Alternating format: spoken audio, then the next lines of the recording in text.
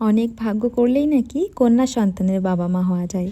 কন্যা সন্তান নাকি তার বাবার আয়ু বাড়ায়।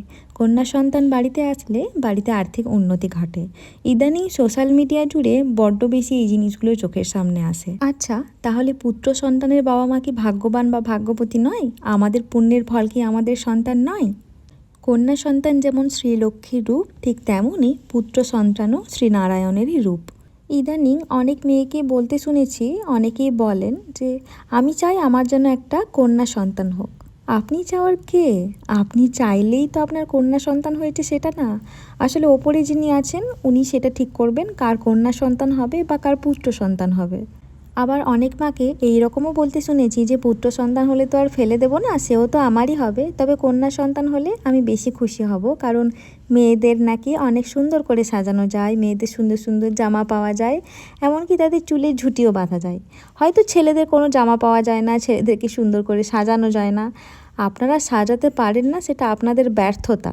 এখন যদি আমি আমার ছেলেকে একটা পাঞ্জাবি পরিয়ে বাইরে বার করি, হয়তো আপনিও মাথা ঘুরিয়ে পড়ে যেতে পারেন। একজন মা হিসেবে ভগবানের কাছে প্রার্থনা করুন আপনার সন্তান যেন সুস্থভাবে এই পৃথিবীতে জন্মাতে পারে। একটা মায়ের এইটাই সবথেকে বড় কাম্য হতে পারে, সে পুত্র সন্তান হোক অথবা কন্যা সন্তান। অনেক ভাগ্য করলে তবেই সন্তানের বাবা মা হওয়া যায়। আমাদের সমাজ নাকি এখন অনেকখানি এগিয়ে, ভাবতেও অবাক লাগে আমাদের এই এগিয়ে যাওয়া সমাজের মধ্যেই আমরা এখনও ভেদাভেদ করি, আমার পুত্র সন্তান চাই নাকি আমার কন্যা সন্তান চাই। এইরকম আজও কত স্বামী স্ত্রী আছেন যারা শুধুমাত্র একটা সন্তানের জন্য কত ডাক্তার দেখিয়েছেন, কত মন্দিরে গিয়েছেন। ওনাদের চাহিদা কিন্তু শুধুমাত্র একটা সন্তানের, ওনারা কিন্তু কেউই চান না ভগবানের কাছে যে আমাকে পুত্র সন্তান দিন বা কন্যা সন্তান দিন। অনেকে এমনও তো ধারণা রাখেন যে বয়স বাড়ার সাথে সাথে ছেলের সাথে তার বাবার দূরত্ব তৈরি হয় আর ছেলেরা সব থেকে বেশি ভালোবাসে তার মাকে। দেখুন, বাচ্চার সাথে বাবা মার দূরত্বটা তৈরি হয় বাবা মার কারণে, বাচ্চার কারণে না।